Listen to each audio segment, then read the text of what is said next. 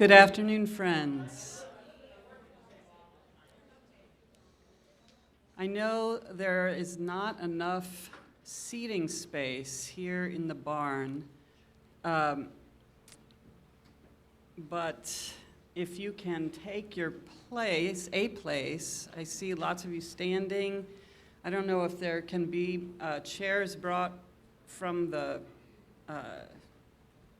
underneath the tent. That might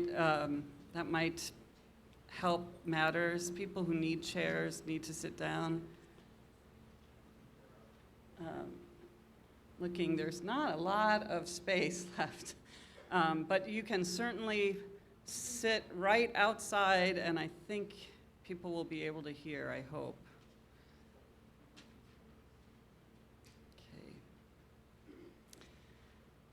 Okay. Can I invite you to take a deep breath with me?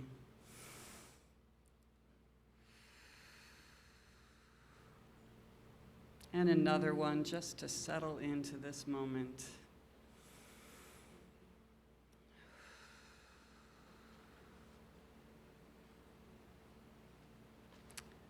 We need to remember to breathe this afternoon as we gather, hearts brimming with our immeasurable love for Corydon Dominic Vine, and our hearts broken by our immeasurable grief for his death. I'm Reverend Sarah Richards, the minister of the Carbondale Unitarian Fellowship, the faith community of Corey's family, and they and I welcome each and all of you here to this celebration of Corey's life.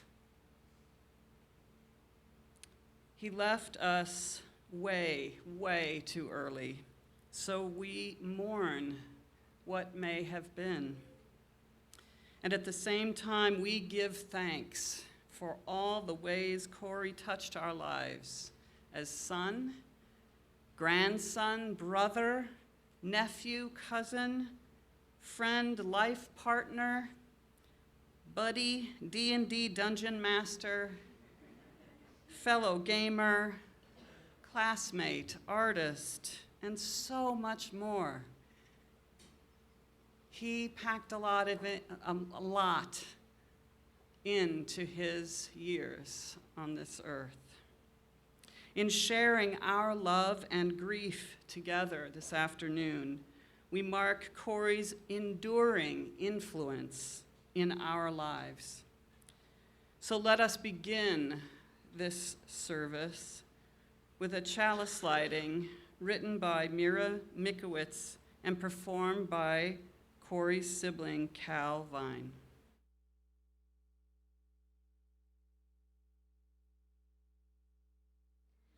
We light this chalice which transforms wax into pure light and warmth, to remind us of our own living, transforming the stuff of this world into love and activity of our daily lives. As we remember our beloved Corey, may we today bring forth transformation in ourselves, from grief, healing, from memory, wholeness, and celebration of love.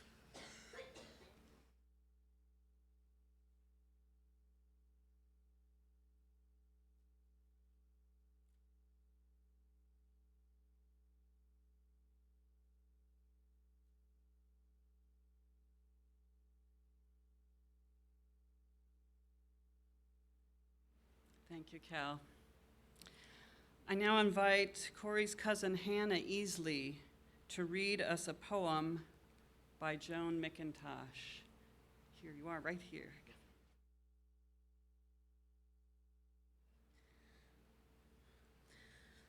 I want to believe that when you remember something I did or something I said in a place we were together, I want to believe I'll be there. A sigh, a stir of wind, molecules in a leaf or dust. I want to believe this easeful theology. When we are long gone, no one to recall us anymore. We are still the ghosts in everything, atom or molecule, the small disturbances, the details that run the world.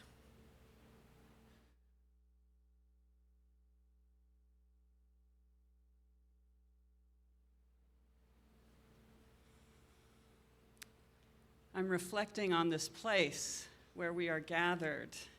It's a place of celebration and unity. It unifies people that come that don't know necessarily everyone involved with the wedding. And it, ironically, serves that same purpose this morning. It gathers us today from all different aspects of Corey's life. And now we're going to hear some reflections and absorb those reflections through some musical interludes, reflections that give us glimpses of different aspects of Corey's life, together creating a picture that we can all hold on to and add our own memories to. So now I'd like to invite Carrie Vine, Corey's mom, to begin the reflections.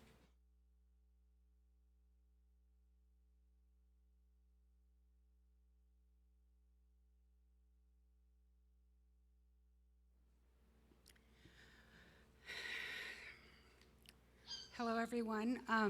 As Sarah said, my name is Carrie Vine. I am so grateful to see everyone here today. This is just really evident of the effect that my son had on everybody's life.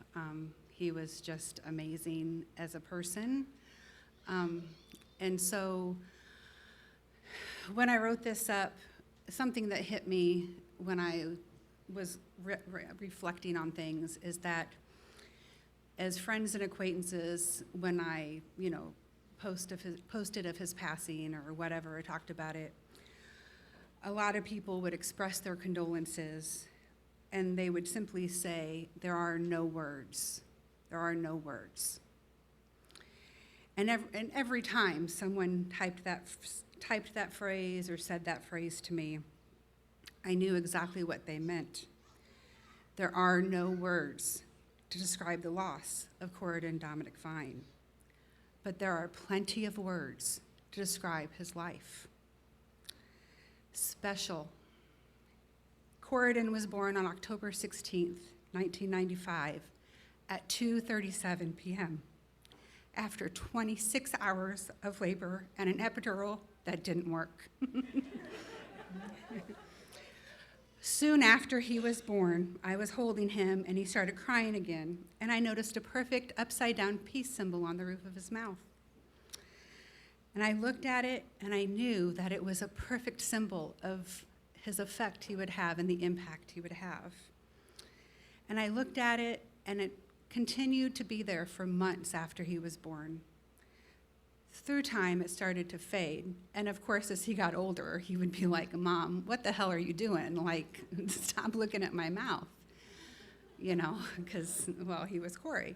But I remember as a young child, the peace symbol, perfect, upside down. Obviously not the circle part, but the branches of it. Another word to describe Corey was brilliant. He could read something and recite it back to you from a very early age.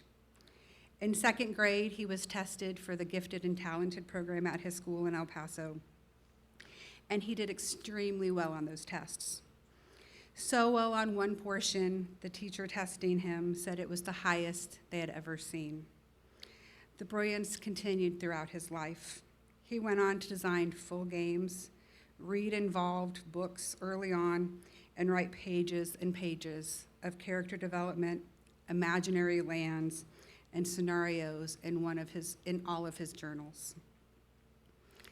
Corydon was extremely compassionate.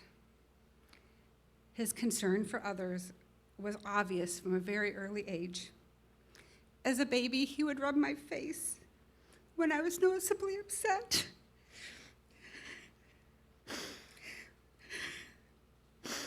When he became a big brother, he was so gentle and eager to help. He was such an amazing big brother.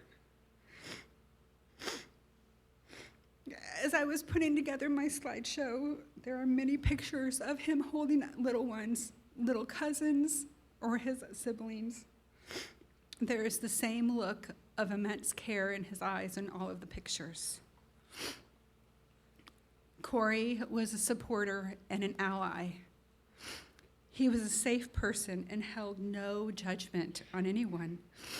This is one of the things that made me the proudest thing to be his mom. I knew that we had done something right in raising him. His penultimate Facebook post said this: "Agree to disagree is for things like coffee, not racism, homophobia, or sexism, not basic decency, not human rights, not the right to be treated equally regardless of race, religion, color, creed, or sexual orientation. We do not have a difference of opinion. We have a difference in morality." That was his next to last item. And his last post was something about Pokemon, which of course was also totally Corydon. He was a supporter, and many of his posts throughout his Facebook journey, if you look through it, referred to social justice and human rights. For me personally, there are not enough words to describe Corydon Dominic Vine. He was an amazing human being, and I am so sad that he left us all too soon. But there are many, many words and memories to keep him alive and well in our hearts for the rest of our lives and through stories to tell to others. There are no words. This rings true to describe Corey's loss, but to describe his life, there will never be enough words.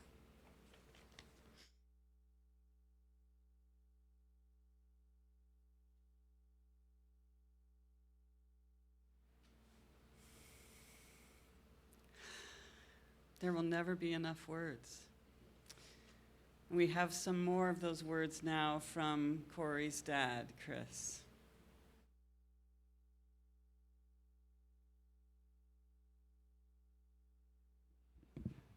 Yeah,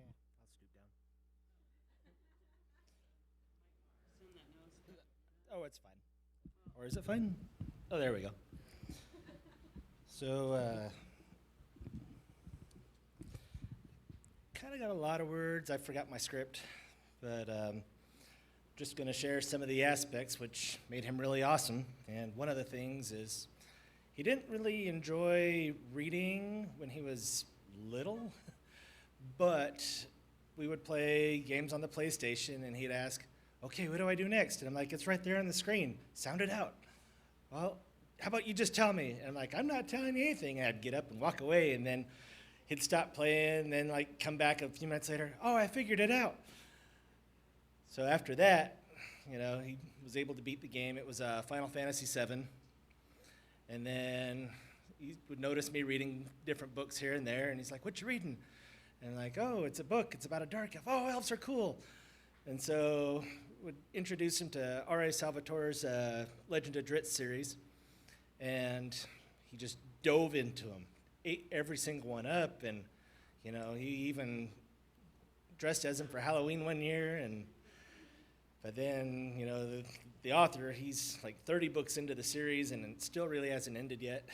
So it kind of, I think it did, but I would read the books, and then I'd pass them down to him, and then I was cleaning out his truck, and I found this one. And it kind of goes along with his gaming, because he was an avid gamer, if anyone's ever played with him and stuff like that. But he was always excited for that next adventure. And the main character, Dritz, in the stories, like for all the parts, he would write his own journal entries and talk about what was going to go on next and stuff. So this one really kind of plays into the gaming. I'm going to just read a little bit from here. What is it to be an elf? It is what it is to be alive. For through this exercise, it must be poignant and necessary in these races living along. Even short-lived humans divide their lives into segments. Through they rarely recognize the triumphs transient truth as they move through one or another stage of their existence. Every person I have known tricks himself into thinking that this current way of things will continue on, year after year. It is so easy to speak of expectations of what may be in a decade, or perhaps in 5 years, or 10 years, 50 years, or 100.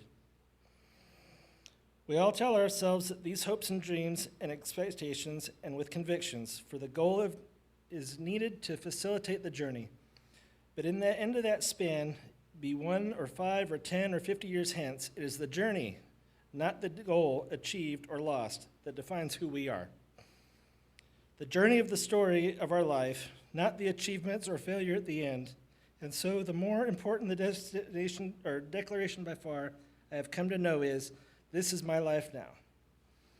I am Drit Stewarden, once of Mithril Hall, once the battered son of a drow matron mother, once the protege of a wondrous weapon master, once loved in marriage, once a friend to a king, and other companions to have less wonderful and important. These are the rivers of my memory, flowing now into distant shores, for I reclaim my course and my heart. But that is not my purpose. I am surprised to learn, for the world has moved beyond that which once I knew to be true. For this realm has found a new sense of darkness and dread that mocks he who would deem to set things right. Once I would have brought with me light to pierce that darkness. Now I bring my blades, too long unused, and I welcome that darkness. No more. I am to rid the open wound of profound loss. But I lie. And with that, it reminds me of, some of the adventures we'd go on when we'd play online through multiple deployments, or I'd just be overseas in Korea or Kuwait or something. That was one thing that we communicated with, was the online world. And we'd do different dungeons of one game together, and then we'd play another game, and that was always communicative. We were like, okay, we got this one area we got to go through here. Oh, by the way, how are you doing in school? And he's like, oh, I don't want to talk about right now because we got this boss coming up. I'm like, okay, well, after we get done, I want to know how you're doing in school. And it'd be like that, and just afterwards, we'd be splitting loot, and he'd be like, oh, yeah, I got, an A on this and B on that. And I'm like, okay, well, how are your brother and sister doing? Oh, yeah, they're doing good, too. And then, hey, let's do this next battle. And, hours later, it'd be like 3 a.m. my time and 8 a.m. or 8 p.m. here, and he'd be like, oh, yeah, we're getting ready to do dinner. I'm like, it's 4 o'clock. I got to go to sleep. And so he's like, okay, we'll do this next dungeon later. So fast forward multiple years. We get a new game, Final Fantasy XIV. It's online, and we just left World of Warcraft because it was a very toxic online community, and he didn't really enjoy playing as much. Then we came over, we're playing this one, and you have the regular storyline that you follow, and then afterwards you have all the bonus content, and a lot of people are intimidated by that content because it's really hard. And so a lot of people don't do it, and then if you mess it up, people get mad at you. But Corey wanted to do this, and he's like, hey, do we have any of these raid groups going on? And the group we're in is like, no, we don't have enough people for that because no one's good enough. And he's like, bullshit, everyone's good enough. Everyone can do this. And so we started researching how to do these things. And he's like, okay, I need a group. I need 7 people to join me on this. We'll figure it out. And so we got a small group going, and they went through, and they failed miserably. And they tried it again, failed again. And they failed probably about 30 or 40 times before they finally finished this dungeon. And they were so happy, and he called me up, and he's like, we finally beat P14. And I'm like, wait, you guys are doing that? He's like, yeah, it was so awesome, it was so great. So he's like, getting more people together and just change the aspect of so many people thinking that, yeah, I'm not good enough to do that. And he's like, bullshit, ratings for everyone. Everyone can do this. And that's what it says here on his little character thing. But he got another group going, and then another group going. And by the end, he had about 14 different groups that he would do these raids with. And each of these groups had 8 to 32 people in them. And so it was just a large number of people. But after he passed, he didn't tell too many people about it. He told his raid friends, what he was going through. But the number of people he influenced in this game. We had a vigil for him online. It lasted 2 days long, and we had roughly 3,000 people show up and talk about how he would help them and just how he was there to help everybody.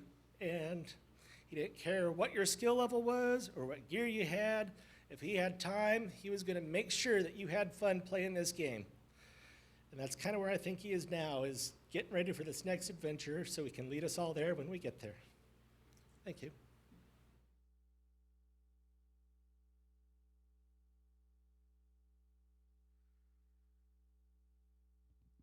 Thanks, Chris. I think it's time for some music so that we can sit with these stories that we've heard and join them with our own memories. And I invite you, as you hear the voices, to breathe in and breathe out, breathing in love, breathing out peace.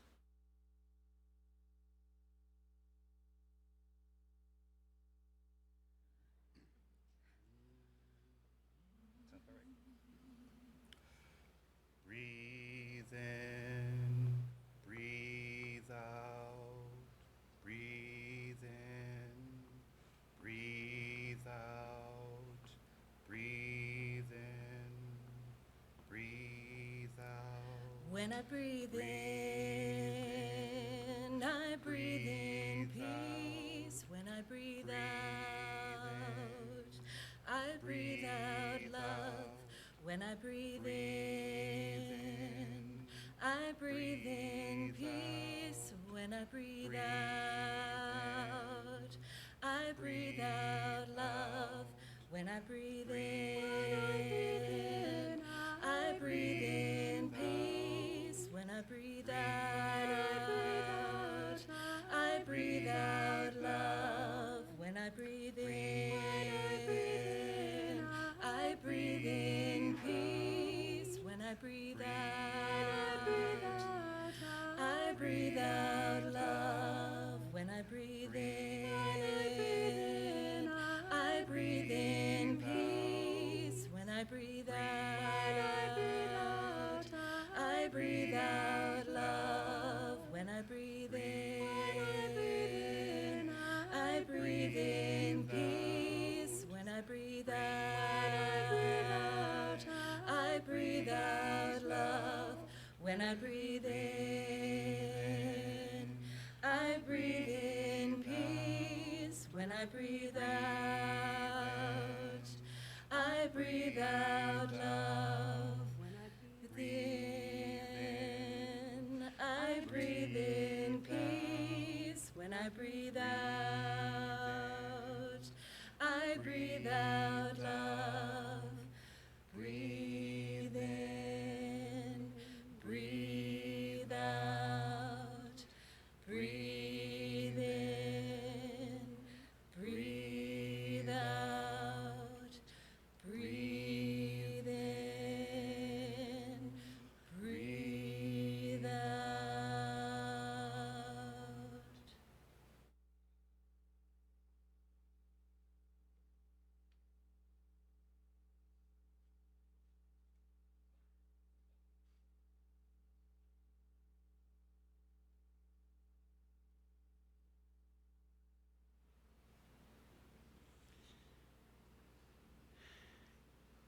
Corey had a person who was close to him, we can say his life partner and his fiancée. She has some stories to share with us this afternoon. So I invite Laney McCrary to come forward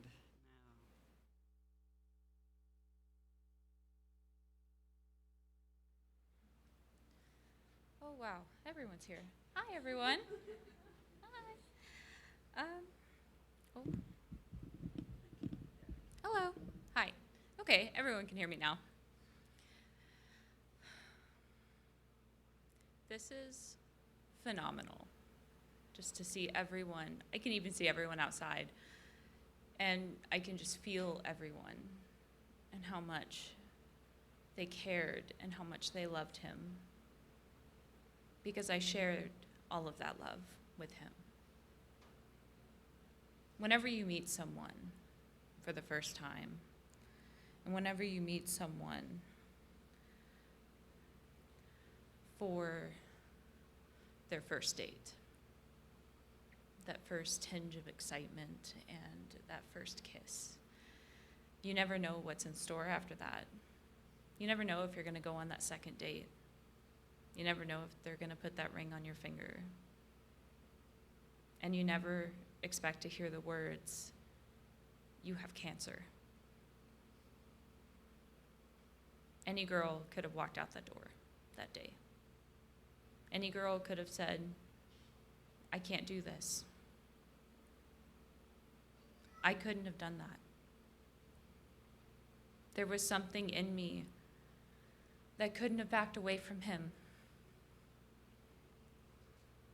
because he was my best friend. I would have given everything to do it all over again.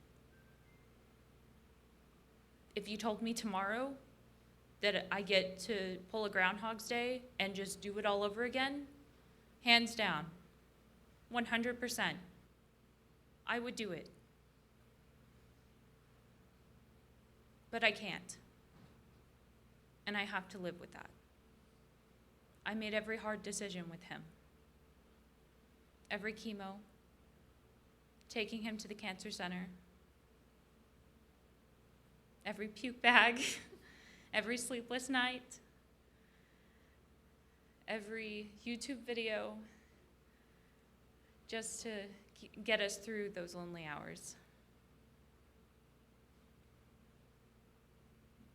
But man, did we have fun. Oh my God, did we have fun. We played so many hours of D&D, so many video games, so much Final Fantasy. You know, I was in that raid group. I wasn't in his raid group because we can't raid together. Oh my God. I can't raid with him. He asked me one time, you know, you could be a part of my team. And I was like, I don't understand you. He would be like, leapfrog, leapfrog. And I'd be like, what are you saying to me? He'd be like, hang right. And I'm like, whoa. Like, you were right behind me. I'm hearing you twice. And it was crazy. You know, when we found out, I asked him to marry me. You know, I'm actually wearing 2 engagement rings because I lost the first one. And where is he? Chris Felty, he found the original. Thank you, man. I'm a klutz. I'll admit it. And of course he said yes. Like, who wouldn't? Am I right? Who wouldn't? And I planned the entire thing with my best friend. Planned the whole thing, and we had so much fun. We came here. This was going to be where I got married. Picked out a dress, bought it, and that was our pride and joy. That was what got us through everything. Every hospital visit, every doctor's visit, chemo, like every time we had to go to the infusion center, that's what we talked about, was the new house, the ring. Oh my God, the ring. And I'm actually wearing the second one on my neck. It's a pretty penny. Like, it's 600 pretty pennies. And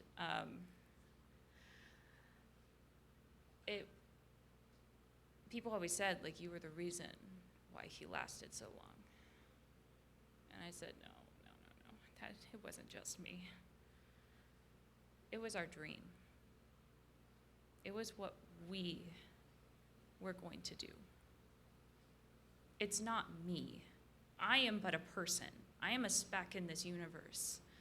It is what we were going to accomplish. It was the life that we were going to build. He had gotten his degree, and we had found a house, And I'm actually living in that house, and I've made it perfect. And we were going to make it perfect. But now I am going to continue to live that dream because I know that's where he would want me to be. My story is not over just because he is not here, because he will always be here. Because my dream continues with him by my side, regardless of where he is. So no, it wasn't just me. It was all of you in this room. It was all this love and compassion, and it was everything that each and every one of you had to offer in his life. So thank you to everyone that said hi to him, to every joke and every interaction you gave him. From the bottom of my heart, thank you for just being with him. I really appreciate it. Thank you.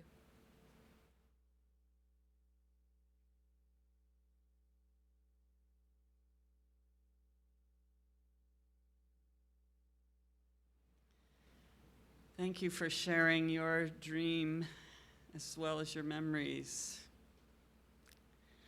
And now I would like to invite Connor, Corey's brother, to come up wherever there he is. Come on.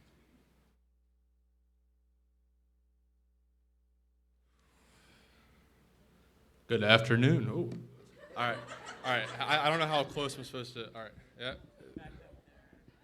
Is this good? Nope. Good? Yeah, you guys can hear me? Cool. All right. All right, it's been a while since I gave a speech or done anything like this. So I took a speech class though, so I know a little bit.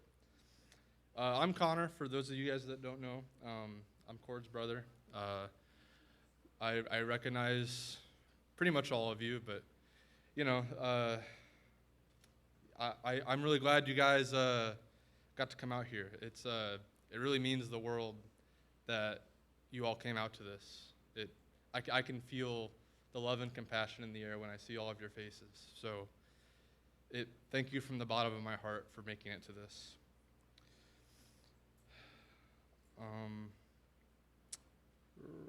Sorry. My brother was an amazing man. I mean, for all of you that have met him, I mean, you're here. Obviously, you know. Like, I was very lucky to have a big brother like him. He affected all of our lives in such positive ways. His strength, his charisma, and his willingness to help people in need was a light in the darkness that comes with the usual struggles of life. Growing up, he did give me quite a bit of a hard time, I'd say, but that comes with the experience of having a big brother, right? He's going to bully you a little bit. He's going to toughen you up for the real bullies out there. Among the obvious ways he helped me, you know, like having my back, looking after me, and teaching me a lot that school will not teach you. He was also one of my best friends. I have countless memories of activities we did in our childhoods that will never be forgotten. Some of the most notable would be the wars between our Lego battleships, Smash Brothers, and the one time we had a band. Yep, that was pretty fun. All for tomorrow, yep. The real ones know. And all the trips to Holiday World and Six Flags. We were roller coaster nuts. And although simple, I think some of my favorite memories with him were the ones of us playing Yu-Gi-Oh! In the basement when it was way past our bedtime. Mom and Dad, you can't bust us for that now. I mean, it's a little too late, right? I'm still grounded? All right, okay.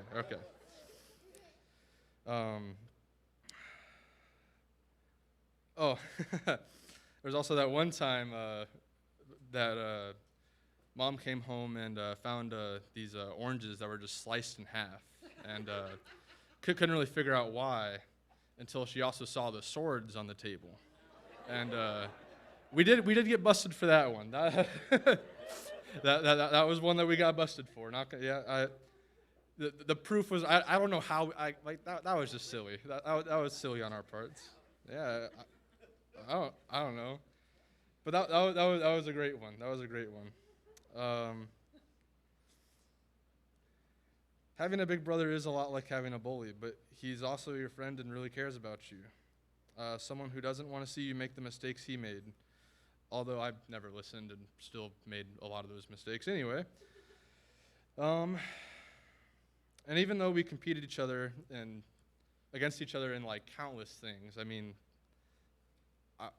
I blame him for my competitive nature overall.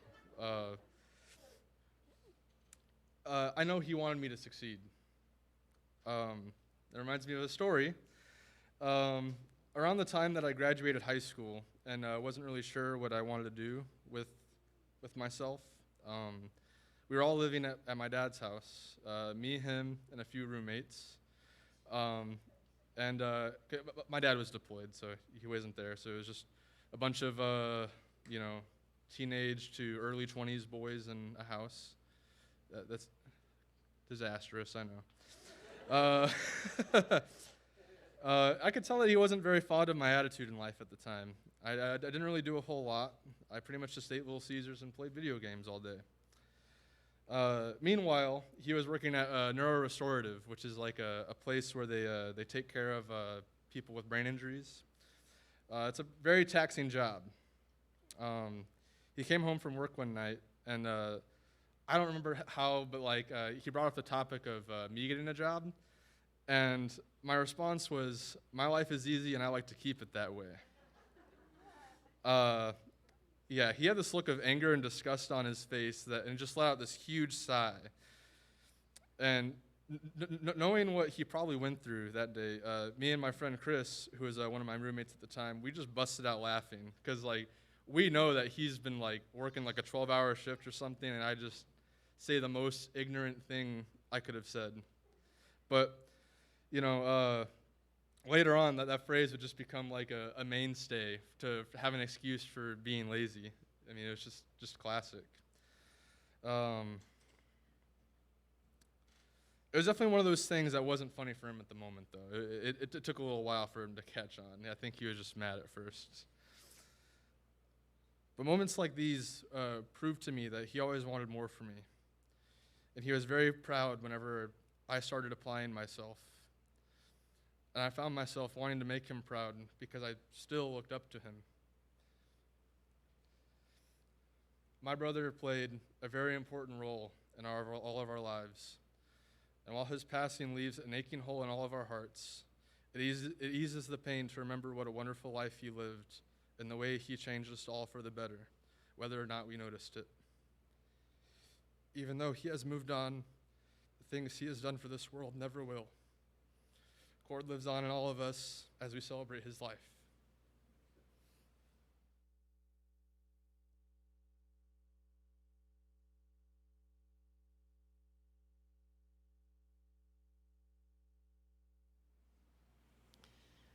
So our last reflection this afternoon, is from Corey's good friend, close friend, Josh McLernon.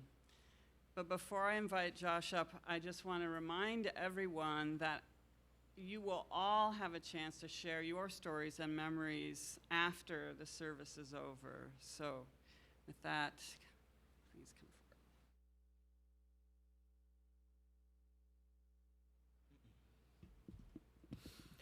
Hello.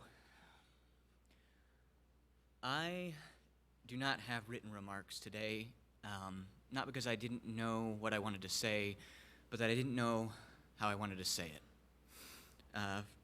From the day a few weeks ago when Carrie asked me to speak, I was honored and privileged to be able to share the tiny sliver of Corey's life that I was a part of. And it wasn't until actually Carrie spoke that it finally clicked what I wanted to talk about. I didn't write my remarks because I wanted to tell the truth. And in order to tell the truth, I need to talk about fiction. The fictions that we tell ourselves as we live our lives, the ones that get us through the day, the ones that that, that hamper us at every turn. I told myself that I wasn't worthy to speak in front of all of you, that I didn't know Corey all that well, that all the little moments that people were sharing that I didn't know about, that for a moment I thought he was a brony and had missed years of teasing him for it, only to find out that he made that for Cal.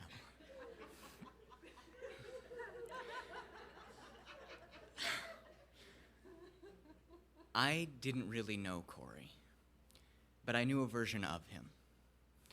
I knew the version of him that I had in my head from the Mandela effect that I told myself I'd met him when he was an infant, which can't possibly be true because he didn't move here until 2009.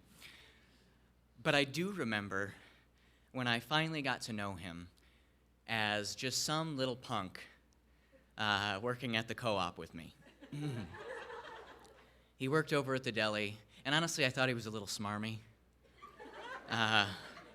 Something about him, something about a smirk he gave me rubbed me the wrong way.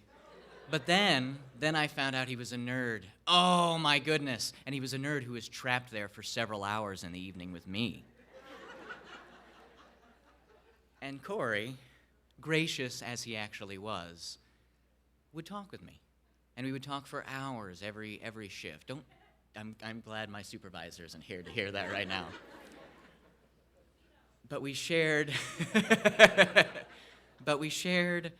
all of these fantastical worlds that we loved. And he told me about all of his ideas for D&D, and I'd share some of mine, and he would share all of his opinions that we would get, as all nerds do, very opinionated about. He had talking about fiction, he had this absurd belief that Darling in the Franxx is a good anime. That he maintained to his final day. And I know he infected others with that opinion. But one moment that I knew I wanted to share today was from those long hours and from all the hours after when we would hang out and play D&D or whatever silly nonsense we would get up to. It was a smile. It was a smile that I saw, and I don't quite see it exactly reflected in any of the pictures here, but amongst the many smiles he gave, there was one in particular that I think some people will recognize. It was a toothless, almost smarmy, almost smug smile that I hated when I met him, until I realized what it was. And it was something in his eyes that I saw. It was a smile that said that you had his attention, that you had all of his attention. And he wasn't looking at you with any kind of arrogance, but just with total interest. He wanted to know what you had to say, and be it when you were talking about relationships and where people were going in life, and if you thought you were giving him some kind of advice that he didn't know, to hearing about the latest thing you were going to do in your campaign together. He would give that little smile. And that's the thing that I'm going to remember to my dying day. Corey is gone now.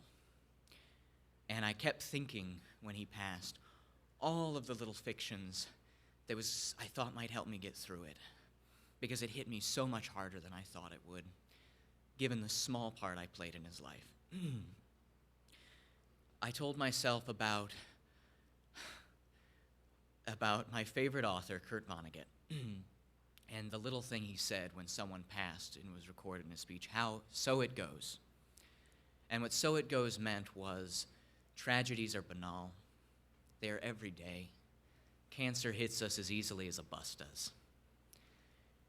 And when it hits us, so it goes, because it keeps going.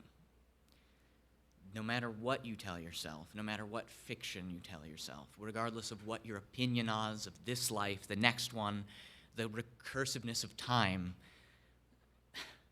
it's going to keep going. And in the novel that phrase comes from, there is the idea that some beings experience time non-linearly. They don't have a concept of was any more than they have a concept of now. Because Corey wasn't was. There is a period in the endless length of time that he was a physical being, and there was a period when he was not. But no time comes before the other or after. These are just how we organize our existence so that we can understand it. The fiction that I tell myself, sorry, knew I would lose the plot for a minute.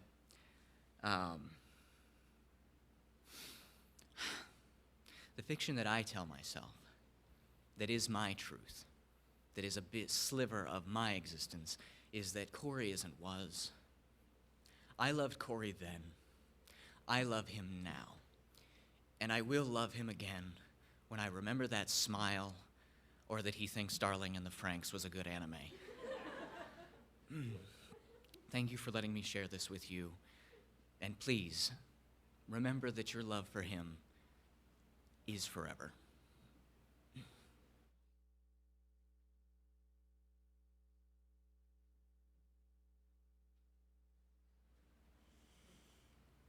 Let's take a moment to breathe in and breathe out one more time. I should introduce, it's Bridget Rose and Rob Gallegly and Ginivra Herr who are bringing us this song.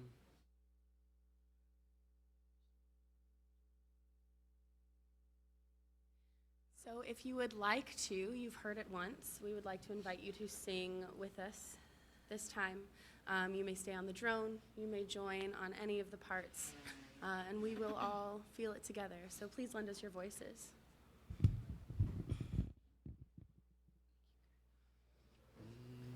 Once again.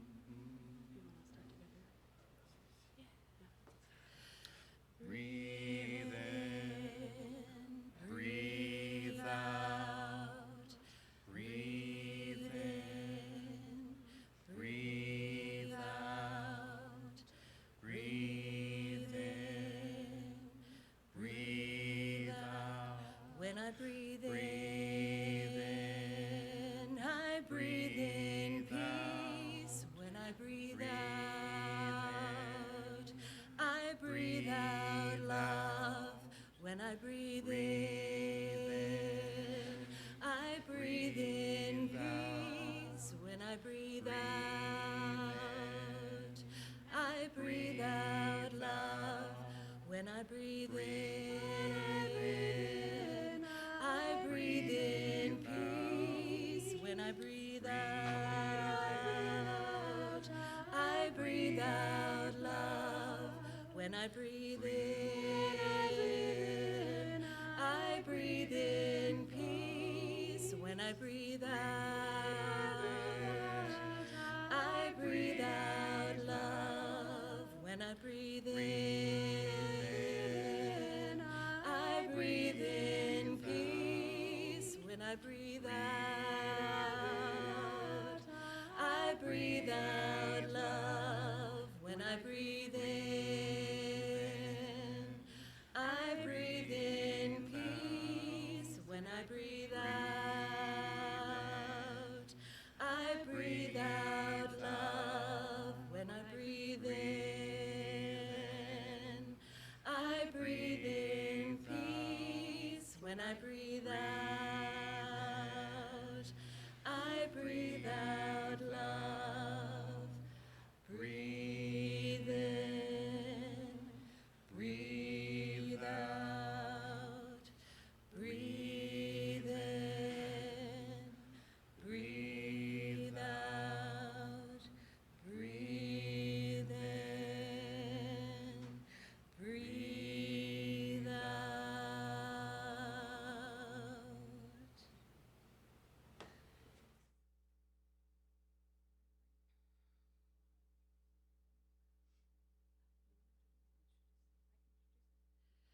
We're going to do one more number here called Pool of Love.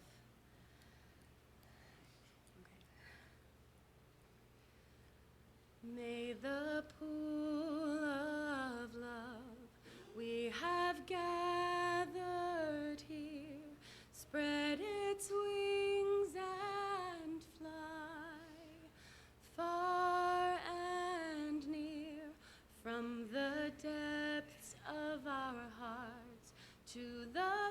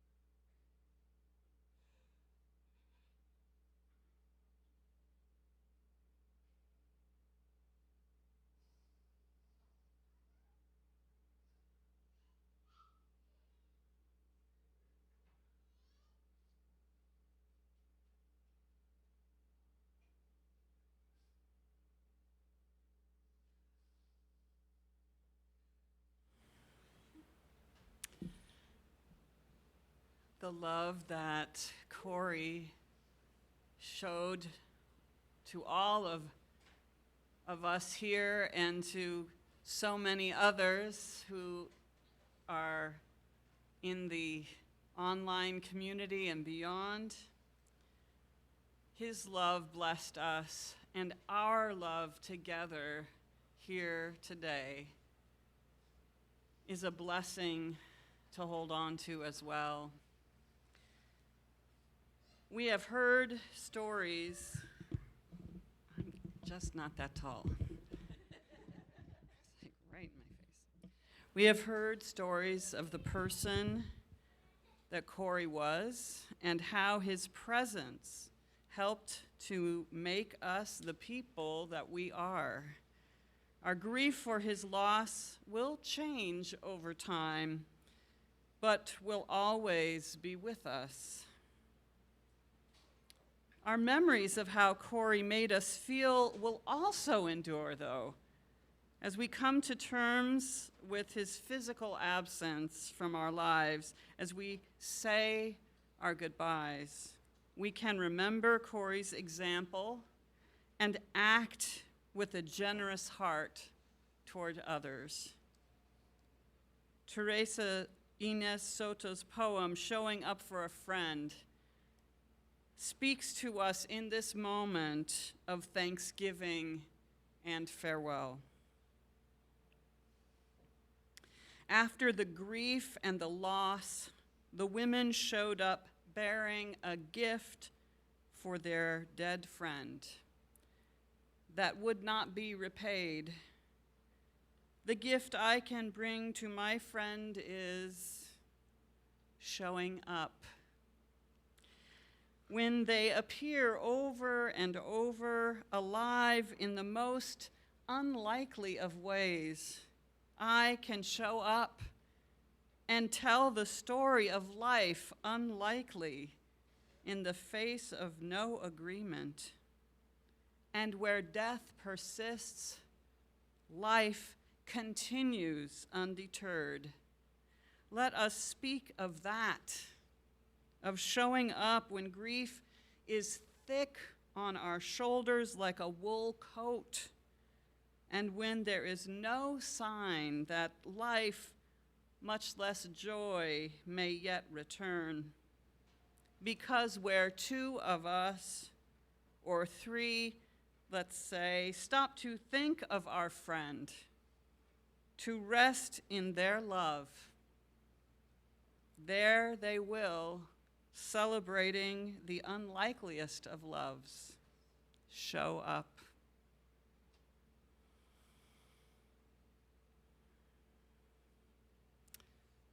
Let's take this common moment to remember Corey and his love, to give thanks for his life, while his brother Connor plays a special piece on the marimba here.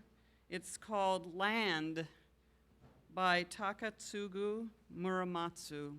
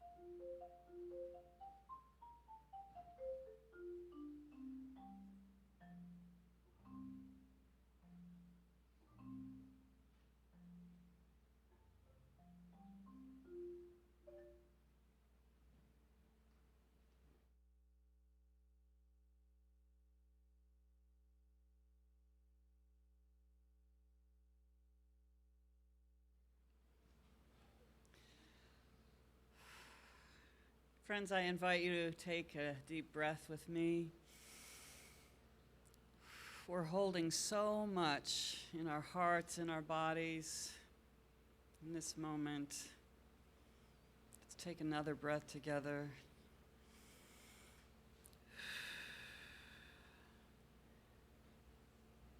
We've come to the end of this formal service, and I want all of you to know how much Corey's family thanks all of you, each and all of you, for your presence here today.